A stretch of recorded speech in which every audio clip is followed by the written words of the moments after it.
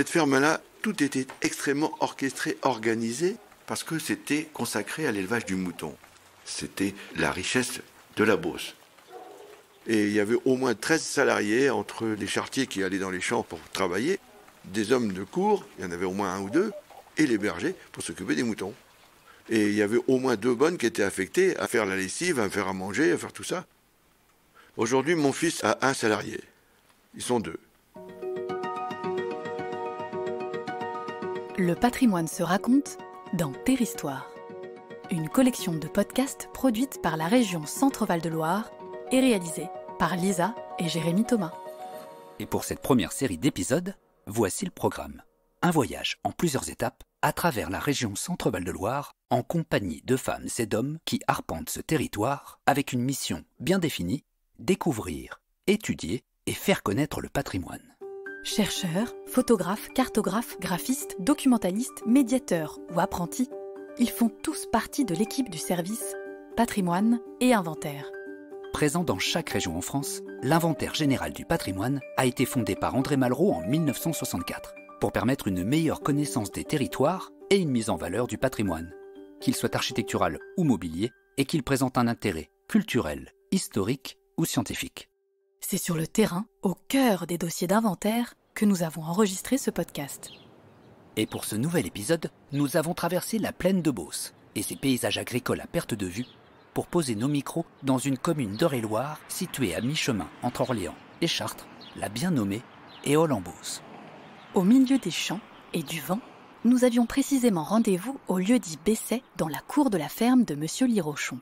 Exploitant agricole à la retraite que les équipes de l'inventaire, Martine Lenné et Thierry Cantalupo, rencontraient ce jour-là dans le cadre de leur étude en cours sur les fermes de Beauce. Un patrimoine bâti et un territoire peu étudié jusque-là, qui porte sur 300 communes réparties en Eure-et-Loire, Loir-et-Cher et Loiret, et que le service a décidé de mettre en lumière pour le réhabiliter. Cette étude va permettre de révéler, grâce au travail de recherche, une histoire et une architecture que la plupart d'entre nous ne voient plus ou que l'on a simplement oubliées.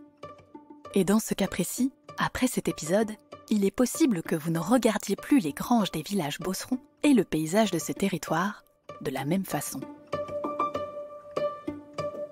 Épisode 4, les fermes de Beauce.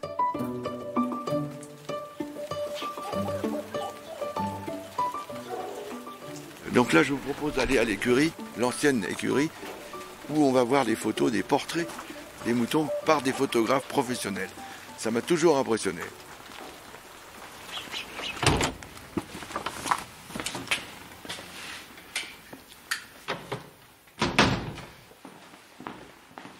J'ai retrouvé dans les archives plus de photos, de portraits par des photographes parisiens, notamment dans ce cas précis, de moutons, que de portraits d'enfants. Là, on peut lire « Prix du championnat Bélier d'Islay Mérinos appartenant à Monsieur Masson, Louis Avillot, en Eure-et-Loire. » Et si on regarde de plus près la date, concours général agricole à Paris en 1906. Et on voit un bélier croisé d'Islay Mérinos, qui est donc le précurseur de la race Île-de-France, mais on l'appelait encore à l'époque bélier d'Islay Mérinos.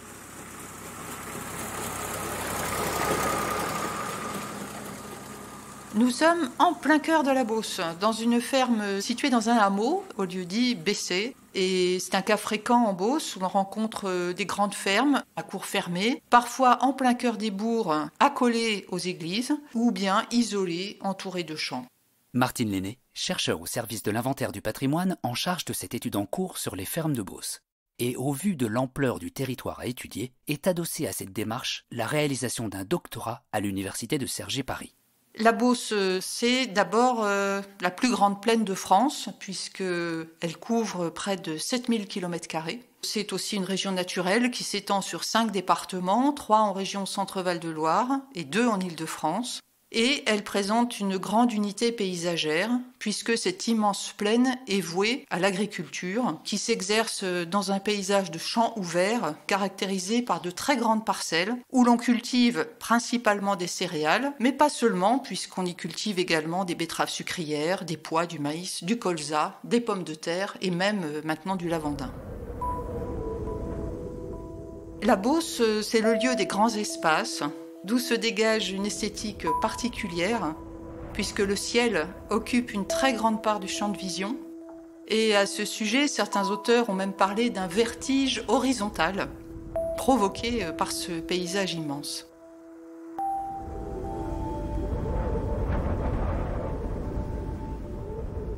Sur le plan géologique, la Beauce est un plateau calcaire recouvert de limons. Ces limons associés à l'argile constituent un sol favorable à la culture des céréales. Et il y a une particularité en Beauce, c'est qu'il n'y a pas de rivière qui la traverse. Si l'on accepte la Caunie et l'Aigre, qui sont en réalité des exurgences d'eau souterraine, et cette eau qui est présente en sous-sol pénètre dans des bancs du plateau calcaire qui se sont fissurés et l'eau alimente une grande nappe phréatique qu'on appelle la nappe de Beauce. La nappe de Beauce, c'est énorme comme réservoir. Sa partie supérieure étant entre 20 et 25 mètres, mais sa profondeur la plus importante est à 150 mètres. Ici, l'eau est en gros 26 mètres de profondeur. Donc nous avons un forage qui est ici, là, le puits est là. On a une mécanique avec des engrenages qui actionnait la pompe avec un cheval qui tournait pour remplir le bassin d'eau et qui distribuait l'eau avec cette centrale de distribution dans toute la ferme pour aller alimenter et abreuver les animaux.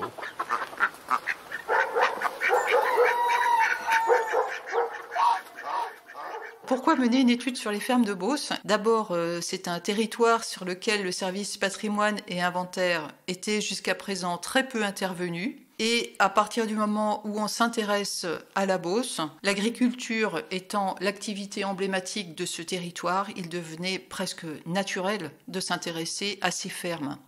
L'agriculture génère des formes particulières d'architecture qui constituent finalement un véritable patrimoine, même s'il n'est pas toujours perçu comme tel.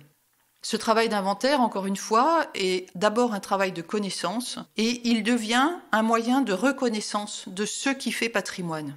Il ne s'agit pas d'inventorier toutes les fermes de Beauce, mais de parvenir à les caractériser en observant celles qui sont les plus lisibles, en repérant aussi celles qui ont conservé des éléments anciens et parfois même médiévaux. Et j'accorde une importance particulière aux granges, qui sont les bâtiments emblématiques des fermes, souvent bien plus que les logis. Et à l'intérieur des granges, généralement très vastes, avec des hauteurs qui avoisinent ou qui dépassent les 10 mètres, nous observons attentivement les charpentes, car elles donnent des indications techniques et chronologiques. Et nous avons parfois recours à l'analyse de spécialistes de la datation des bois, les dendrochronologues, de manière à obtenir des dates fiables, là où nous n'avons pas d'archives. Si c'est la première fois que vous entendez le mot dendrochronologue, c'est normal. En même temps, ils ne sont qu'une vingtaine de personnes en France à exercer ce métier. Comme Axel Marais, par exemple, que nous avons rencontré en visio.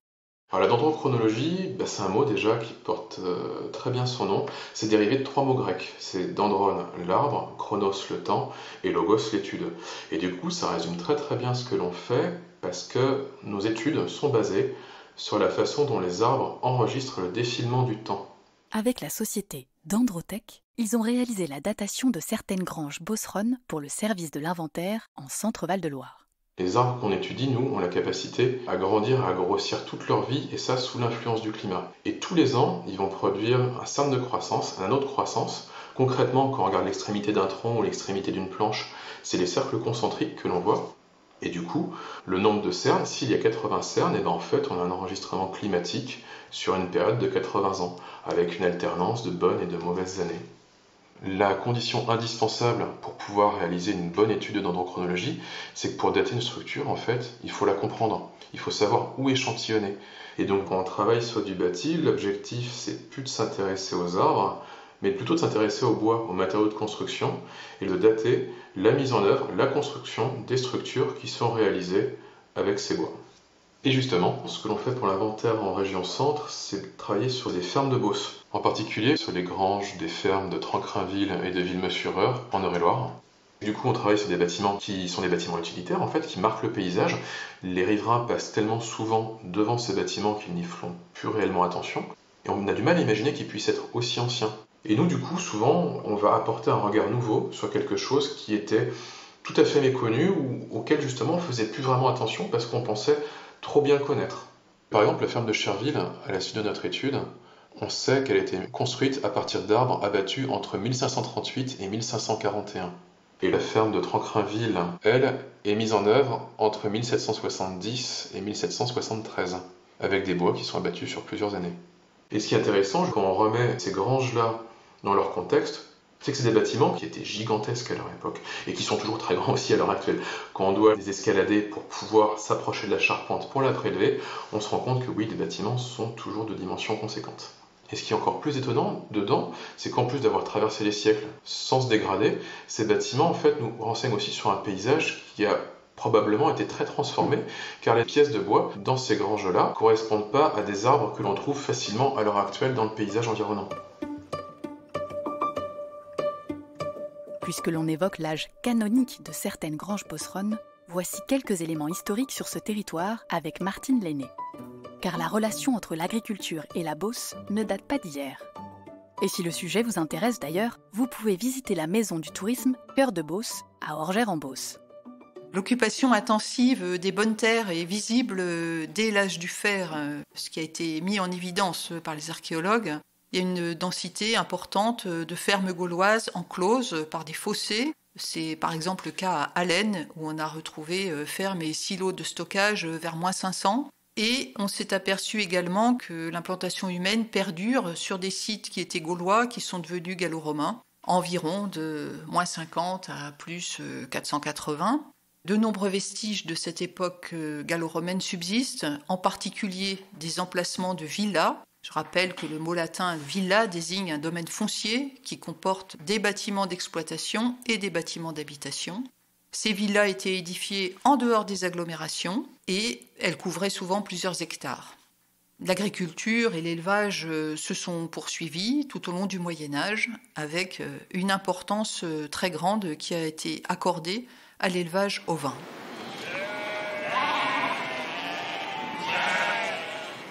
Comme l'explique Martine Lenné, l'élevage du mouton a été pendant très longtemps une activité agricole essentielle en Beauce, et ce, jusque dans les années 60. Mais en quelques générations, cette histoire a été rapidement oubliée, même pour les habitants de la région. Alors aujourd'hui, M. Lirochon nous la raconte, car sa famille et cette ferme de Bessay en ont été les témoins privilégiés. Et à travers ce récit, c'est aussi une histoire de l'agriculture en Beauce qui se dessine. La ferme où nous sommes est issue d'un rassemblement de 2 exploitations, l'une de 140 hectares, construite en 1778 et achetée par des nobles à la suite de la Révolution française, puisqu'avant elle appartenait à la Visitation de Chartres. À l'époque, de très nombreuses fermes de Beauce étaient la richesse de l'église d'Eure-et-Loir, qui a permis notamment de reconstruire la cathédrale de Chartres en 30 ans, après son incendie. La deuxième exploitation est sur 80 hectares, et le tout est exploité depuis un grand-oncle à ma femme qui a acquis cette ferme-là en location dans les années 1890. Ces 2 exploitations, n'en faisant qu'une, étaient essentiellement orientées vers l'élevage de moutons. La ferme ici est encore à 90% telle qu'elle a été il y a un siècle. On a d'immenses bergeries, tout en longueur, à porte basse, construites en 1780 à peu près, parce que la typologie des ancêtres de ma femme, c'était de produire du mouton reproducteur. Les béliers. Il ne faut pas oublier qu'à l'époque de la grande production de moutons, donc dans les années 1900-1950, il y avait 300 à 400 mères et jusqu'à 800 brebis. Il y avait en gros 6 bergers qui ne faisaient que s'occuper des moutons, de les nourrir, de les sélectionner. Et l'activité principale de notre ancêtre, M. Louis ou Paul Masson, était d'observer, de sélectionner les béliers qu'il trouvait capables de faire un bon reproducteur dans la lignée de l'Île-de-France, de la race Île-de-France, et il était intraitable sur le commerce. Quand il vendait un bélier qui était soi-disant pas suffisamment bon pour être Île-de-France, il était castré, comme ça il était sûr qu'il n'allait pas faire d'autres moutons ailleurs. Pour lui, c'était sa passion, créer, maintenir, développer une race de moutons Île-de-France.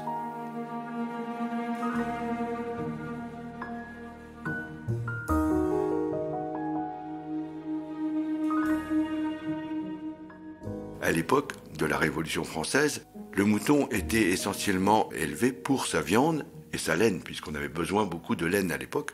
Et Louis XVI avait la volonté d'offrir à son peuple, qui avait faim, un mouton qui pouvait produire et de la laine fine et de la viande. Ils ont donc été chercher en Espagne 360 brebis du race Mérinos, qui avaient pour origine des moutons de l'Afrique, qui avaient une laine très fine, mais une viande pas très productive. Rapidement, ils ont fait venir donc à pied ces moutons. Les 3/4 ont réussi à survivre pour atterrir à la bergerie nationale de Rambouillet. Par contre, pour améliorer la race, on a fait venir d'Angleterre des moutons qui s'appellent le Disley. Et au fil des décennies, on a affiné les croisements de ces deux moutons pour créer la race de moutons Île-de-France. La race Île-de-France qui avait une bonne capacité de produire de la viande, une laine un tout petit peu moins fine que le mérinos mais qui correspondait au marché. Et là, on est dans les années 1860. Et de là, la race Île-de-France a été développée jusque dans les années 1960 en Beauce.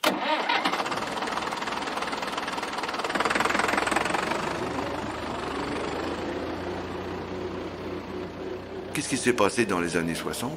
On n'oublie pas qu'on a eu après-guerre le plan Marshall, on a voulu mécaniser l'agriculture, et la Beauce a été spécialisée plutôt en production végétale, ce qui fait que le mouton était moins intéressant économiquement. L'arrivée de la mécanisation, l'arrivée des engrais ont fait que, en quelques années, le mouton a disparu. Et c'est le dernier élément détonateur. L'irrigation a permis des cultures spécialisées, beaucoup plus intéressantes économiquement, puisque d'un seul coup, la Beauce, région sèche, devenait une région irrigable. Et sur cette exploitation, moi j'ai produit bien sûr des légumes, j'ai produit du céleri, j'ai produit des betteraves, des carottes, des choux rouges, des choux blancs, donc un certain nombre de cultures légumineuses. Mais la bonne nouvelle, c'est que le mouton revient en Beauce. Il revient pour deux raisons principales. La mode du circuit court, la mode de faire que le produit est transformé et vendu proche des éleveurs, parce que cette traçabilité, elle avait disparu. Il y a un siècle, comme il y avait un paysan sur deux, il parlait à son voisin, la France savait ce que c'était qu'un agriculteur. Aujourd'hui, on n'est même pas 2% de la population. Même si j'informe mon voisin de mes pratiques et qu'il les voit, il demande la traçabilité et il veut voir ce qu'on produit. Et j'ai quelques éleveurs de moutons aujourd'hui qui se développent en circuit court avec des contrats des grandes surfaces pour faire en sorte qu'on réintroduise le mouton en Beauce. Ça fait le tour de tous les bâtiments, c'est des vues extérieures, hein.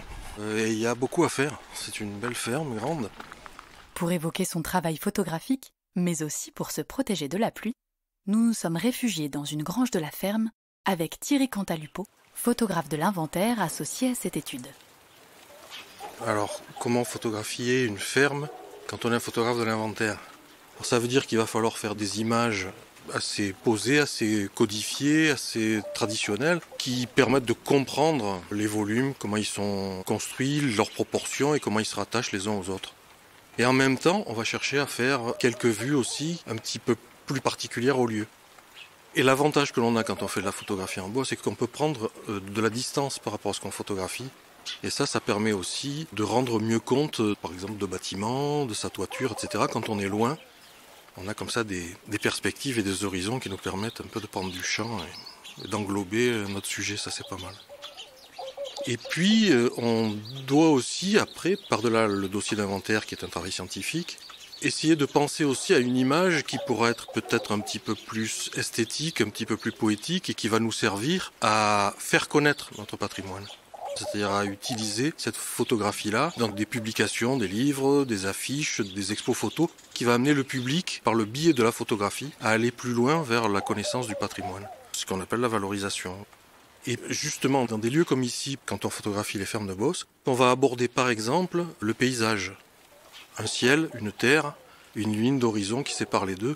Il faut arriver à voir comment la ferme que l'on étudie s'inscrit dans ce paysage particulier et à en faire une photo qui soit documentaire et une photo qui soit peut-être aussi esthétique, qui va susciter une émotion par rapport à ce paysage-là. Moi, ce que je prends plaisir à photographier dans cette étude, c'est justement peut-être ces immensités qui font ce paysage de Beauce, tout en horizontal. Montrer cette platitude, c'est un petit peu le défi de la photographie en Beauce, d'un point de vue esthétique. Retranscrire cette immensité, ce grand champ, avec cette grande profondeur de champ, austère au départ, pour le photographe, ça me plaît bien.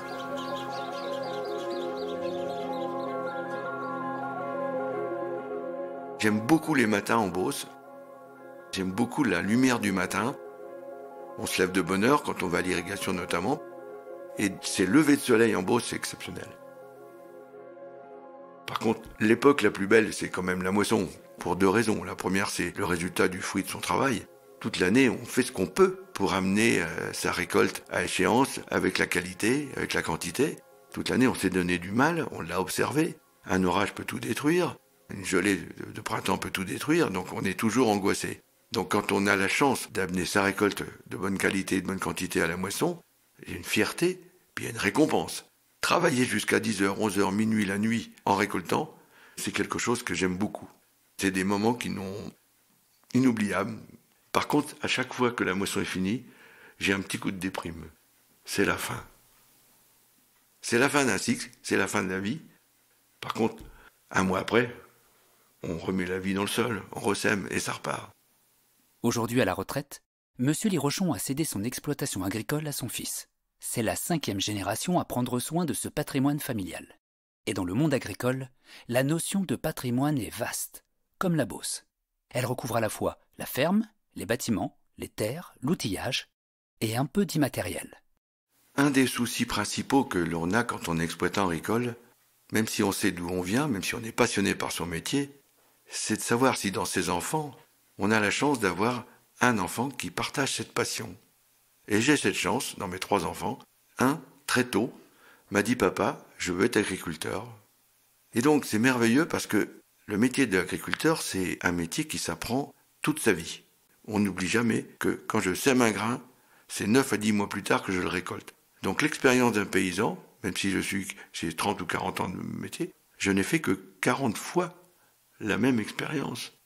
Et quand on a la chance d'un garçon qui commence à vous observer à partir de 14-15 ans, qui vous suit dans les champs, qui apprend à observer les céréales, qui apprend à regarder la terre, si on peut aller la travailler, s'il faut attendre 2 jours, s'il faut qu'il pleuve, s'il faut le soleil.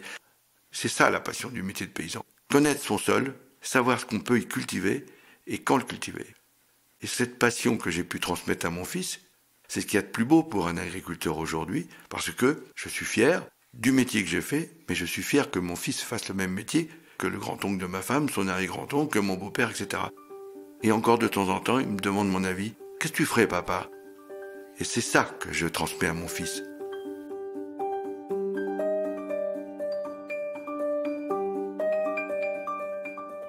C'était, pour vous, le 4e épisode de Terre Histoire, consacré aux fermes de Beauce.